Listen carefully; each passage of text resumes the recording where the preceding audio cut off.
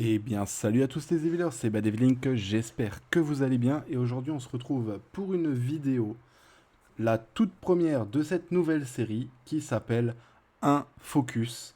Donc, un focus pour le jeu de mots, hein, bien évidemment. Et pour cette première vidéo, et non des moindres, nous allons parler de Perna, le Phénix Feu, hein, en version non éveillée. Une fois que vous l'avez éveillé, il devient Perna. Et donc, ce Phénix Feu est probablement un des meilleurs monstres du PvE, si ce n'est le meilleur monstre PvE à l'heure où je tourne cette vidéo, et je pense qu'il le restera encore pendant un long moment avant d'être détrôné. Et donc, il fallait bien évidemment que je fasse un focus sur ce monstre, que je puisse potentiellement vous montrer à quoi il sert et vous expliquer pourquoi il sert tout autant. On va commencer par détailler un petit peu ses sorts, puis on va voir les contenus dans lesquels il est fort, et on finira par les runages, en tout cas le runage qu'on va aller chercher. Donc Perna, c'est un monstre archer, donc un monstre qui va faire des dégâts en étant assez loin. Il a une augmentation des dégâts reçus, comment dire, donc ça augmente les dégâts reçus, ça se cumule jusqu'à 10 fois. Donc les dégâts que le monstre adverse va subir, hein, pas ceux que vous prenez. Dégâts ignorant les effets, réduisant les dégâts reçus. Il a une dissipation de l'immunisation. Et enfin, il a réanimation impossible sur son sort 1. On va détailler tout ça bien évidemment. On va regarder déjà donc son auto-attaque fait des dégâts équivalents à 165% de son attaque. On ira voir un petit peu les stats plus tard. Son sort 1 au maximum, donc vous avez attaque la cible ennemie une fois pour infliger des dégâts ignorant les effets réduisant les dégâts reçus. Les dégâts de cette attaque augmentent proportionnellement au PV perdu de la cible. Donc ça veut dire que plus l'ennemi va perdre de PV, plus les dégâts vont être importants. Vous le voyez un petit peu plus bas, pour chaque 1% de PV perdu, c'est une augmentation de 2% des dégâts. Ce qui veut dire qu'un bon Perna va faire de plus en plus de dégâts, tout en ayant son passif qui le rend encore plus broken, vous allez voir beaucoup plus tard. Et son sort 1, du coup, fait des dégâts équivalents à 588,2% de son attaque, en ignorant toujours les effets de réduction de dégâts. Alors les effets de réduction de dégâts, c'est quoi? C'est de l'anticritique, de la résistance à l'attaque, de la défense up, donc un boost de défense, un shield, etc. Tout ce qui va vous empêcher en fait de faire des gros dégâts. Et ben ça, Perna va l'ignorer.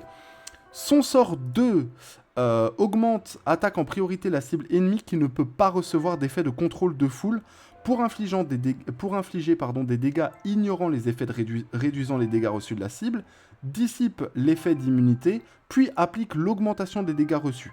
Si la cible est dans un état où elle ne peut pas recevoir d'effet de contrôle de foule, cette attaque perce la défense de la cible. Donc ça veut dire quoi? Ça veut dire que si vous attaquez un boss par exemple, qui ne peut pas être contrôlé, donc vous ne pouvez pas lui mettre de... comment dire? Vous ne pouvez pas lui mettre de dodo, vous ne pouvez pas lui mettre de stun, vous ne pouvez pas le geler, etc. Et bien là-dessus, il va percer la défense. Alors perce la défense, c'est un petit peu comme de l'ignore def, mais c'est partiel, le perçage de défense. Et donc du coup, il va percer la défense de manière partielle pour infliger encore plus de dégâts. Et en supplément, si la cible est dans un état où elle ne peut pas recevoir d'effet de contrôle de foule, applique l'effet de réanimation impossible, donc il empêche la résurrection, et utilise une nouvelle fois Nova de Flamme, jusqu'à 2 fois maximum. Ici, on a donc des dégâts équivalents à 669,1% de l'attaque, en ignorant les effets de réduction de dégâts reçus de la cible. Si la cible est immunisée contre les effets de contrôle de foule, perce la def de 50%, dissipation de l'immunité, et augmentation des dégâts reçus au niveau 1 pendant 20 secondes.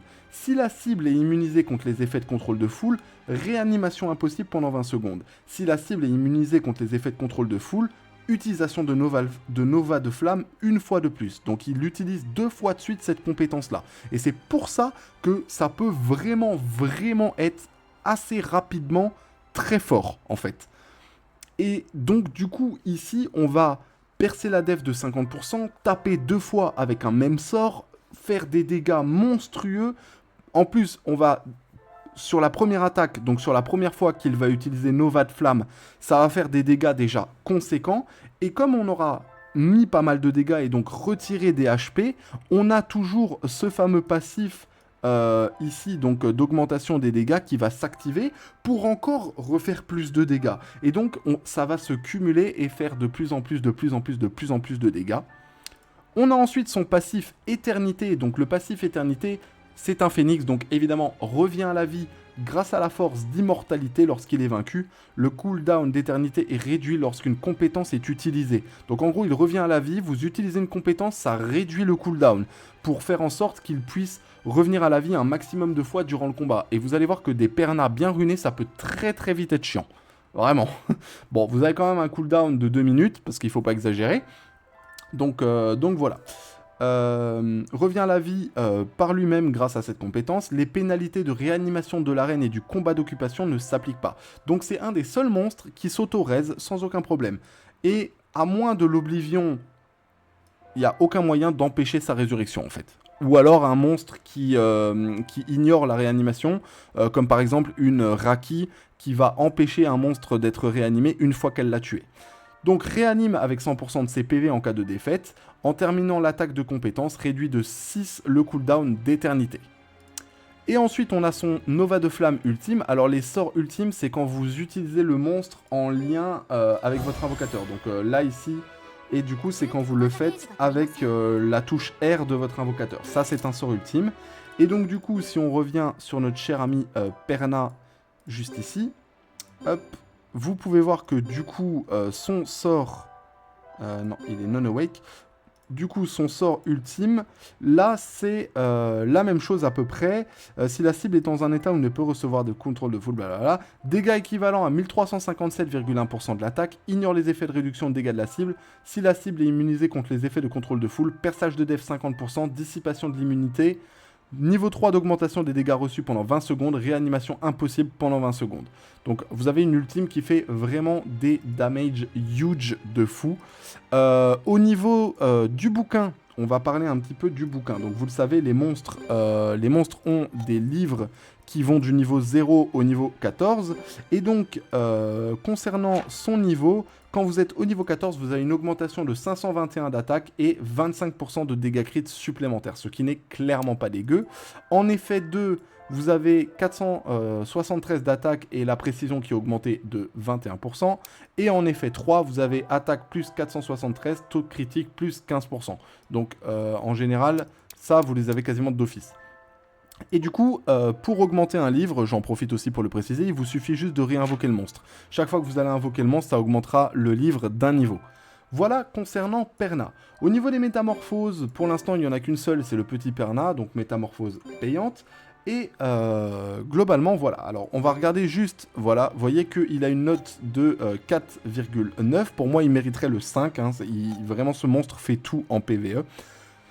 On va ensuite maintenant détailler un petit peu les contenus dans lesquels il est utilisable. Et bien globalement, Perna est utilisable partout. C'est-à-dire que quand vous allez vous balader comme ça sur la map pour aller combattre des monstres, vous pouvez utiliser Perna. Quand vous allez du coup farmer dans vos livres, le livre de créatures, pareil, peu importe la région, il n'y a aucune région où Perna n'est pas ok à avoir. Donc globalement, dans l'Overworld, Perna est un très bon monstre. Concernant du coup le restant du PvE, pour la tour des épreuves en mode normal, alors pas la difficile, en mode normal, en général les teams les plus utilisés ça va être des trucs comme ça, ou alors des trucs à base de Eleanor, donc la reine polaire light, Perna Wai, ou globalement Ariel Perna Wai, enfin en tout cas toujours un support Perna Wai globalement, et je pense que la prochaine vidéo sera justement sur Wai, et voilà. Donc du coup, pour la tour des épreuves, vous pouvez utiliser Perna jusqu'à l'étage 100. Concernant les tours célestes en tour feu, je pense qu'il y a quelques étages où Perna peut être utilisé. Vraiment, je pense qu'à mon avis, jusqu'au niveau, on va dire 100, vous n'aurez pas de problème en utilisant Perna. Mais je pense qu'à partir du niveau 100, les tours deviennent un peu plus complexes. Et là, vous devez quand même faire des focus plus précis sur les monstres que vous allez utiliser. En expédition, il est utilisé dans la reine, sur la reine araignée, mais il a également été utilisé sur la Camari au niveau 5. Vous pouvez voir qu'ici, il est en top 1 des monstres utilisés. Je pense honnêtement en PvE, Perna est le monstre le plus joué. Donc vous voyez que ici sur la Camari Lumière en niveau 5, les gens utilisent Perna Ophélia Narina. Et globalement, c'est à peu près la même chose pour chaque invocateur. Je pense juste... Alors, je pensais que ça allait différer pour Soleta, mais à part la place du monstre, ça ne change pas grand-chose. Globalement, c'est la même chose pour tout le monde. Voilà. Ensuite, concernant les donjons en fissure, vous pouvez l'utiliser. Hein. Vous voyez que la personne ici, hop là, ici l'a utilisé. Alors, la fissure en mode difficile, faites pas attention. Hein. C'est parce qu'en fait, vous avez des bonus si vous utilisez les monstres qui sont demandés. Vous voyez. Donc, voilà. Pour les ruines englouties, c'est la même chose. Hein. Vous voyez que Perna est utilisé ici. Au niveau 5, il est également utilisé. Concernant les raids, je crois qu'il n'y a aucun raid où Perna est mauvais. Globalement, Perna va servir dans tous les raids. Pareil en raid héroïque. Hein. Vous voyez que si on regarde les teams, à chaque fois, c'est des teams à base de Perna, hein, en fait. Hein. C'est toujours le même genre de team. En raid mythique, c'est un peu plus compliqué, parce que le raid mythique, on essaye d'aller focus des trucs précis. Mais globalement, voilà. Pour les vestiges de Galagos, ça, c'est pas très important pour l'instant. Mais voilà, vous pouvez toujours l'utiliser. De toute façon, il sera utilisé quasiment d'office. En chemin de l'entraînement, évidemment, dans le penchant à la rébellion et le chaos dans la prairie, il sera pas utilisé. Quoique chaos dans la prairie, bon, après, c'est parce qu'on est au niveau 1, mais si je me mets au niveau 4 max, vous voyez que ici par contre il n'est pas du tout utilisé. Penchant à la rébellion niveau 4, il est utilisé, et évidemment ombre de l'aube, pardon, au niveau 4, il est également utilisé.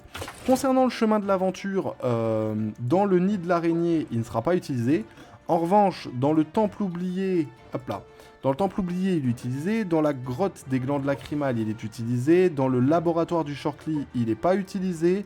Par contre, dans le Borgo, je crois qu'il est... Non, il n'est pas utilisé non plus. Sur la Camari, hop là, il est utilisé. Et enfin, sur le secteur d'Ursus, il n'est pas utilisé. Mais vous voyez que globalement, on va dire dans 80% des contenus, Perna est utilisé. Concernant maintenant son runage. Pour les runages, sur un Perna, vous allez essayer de viser du 100% au crit et au minimum du 250% dégâts critiques. Ce que vous pouvez faire, c'est lui mettre un petit peu de précision pour qu'il puisse poser son effet d'anti-raise. Et concernant l'attaque, alors moi je n'en ai pas beaucoup sur mon Perna, mais je compense un peu avec les 309 de dégâts critiques. Mais concernant l'attaque, d'ailleurs je peux l'éveiller une fois, c'est vrai que j'avais pas pensé à ça, donc on va peut-être gagner encore un poil d'attaque, voilà. Donc ici on gagne un petit peu d'attaque. Et donc du coup, concernant l'attaque, un bon Perna va viser les 7k 500 d'attaque, si possible même les 800 d'attaque, en ayant toujours 100% TCC et environ 260-270% dégâts crits. Et donc, concernant son artefact, alors à l'heure où je tourne la vidéo, son artefact n'est pas encore disponible, mais son artefact ne devrait pas tarder puisqu'il a été annoncé. Donc on sait que les Phoenix vont bénéficier de leur propre artefact. Je vous ferai une review à part quand l'artefact sortira. Vous aurez une review sur l'artefact des Phoenix, et donc vous pourrez vérifier du coup, vous pourrez du coup aller checker la vidéo quand elle sortira pour voir un petit peu du coup ce que l'artefact apporte sur Perna en plus. Vous pouvez toujours mettre un petit peu de taux de succès, ça fait pas de mal pour qu'il puisse réussir ses auto-attaques. Résistance aux effets, globalement on s'en fiche. L'esquive, c'est comme à peu près pour tous les DPS, plus vous en avez mieux c'est, mais c'est pas nécessaire non plus. La défense, on s'en fiche un petit peu. Les PV, on vise un 55-60k. Donc là, ici, vous voyez que mon Perna a encore pas mal de petits taf à faire. La vitesse, on s'en fiche globalement sur Chronicles. Donc ici, le fait que Perna n'ait que 21 de speed, c'est pas très grave non plus. La résistance au coup critique, 7,5, ça vient des 7 qu'il a et du 7 que mon invocateur a. La résistance aux dégâts critiques, c'est pareil. Et voilà, globalement pour un Perna, vous allez essayer de focus le maximum d'attaque possible, le maximum de taux crit et le maximum de dégâts crit. Évitez les Perna qui sont trop squishy aussi, hein, mine de rien, parce que si votre Perna meurt une première fois, qui revient à la vie, et qu'on arrive à le retuer une deuxième fois assez rapidement avant qu'il ne fasse de gros dégâts, ça peut assez vite être problématique. Donc il y a quand même un espèce de ratio à avoir entre PV, attaque, taux crit, dégâts crit, mais globalement si vous visez les 60k HP avec le restant de stats comme je l'ai ici, votre Perna ne devrait pas trop être dégueulasse. Voilà. Concernant mon runage, moi, il est en rage lame, évidemment, hein, c'est le runage qu'on veut le plus pour un Perna. Il est en attaque, dégâts crit, attaque, avec en majorité des gemmes et des bouquins dégâts crit.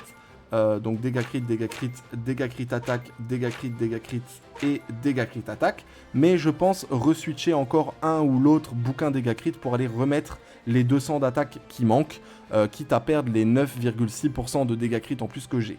Sachant que l'autocrit ici, 99,6%, globalement il a 100% quoi, voilà.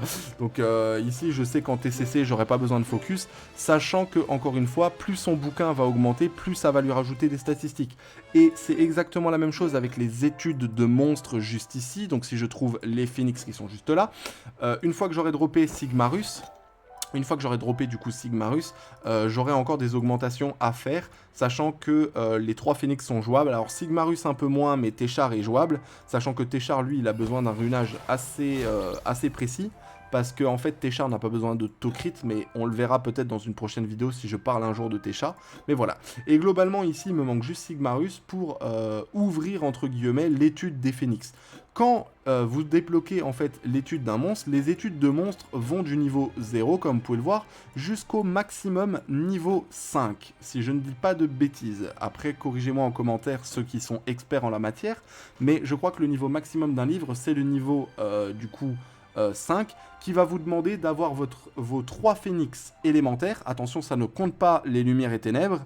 Donc vos 3 phoenix élémentaires au niveau 100, éveillé 15, skill max avec d'autres conditions certainement. Mais voilà.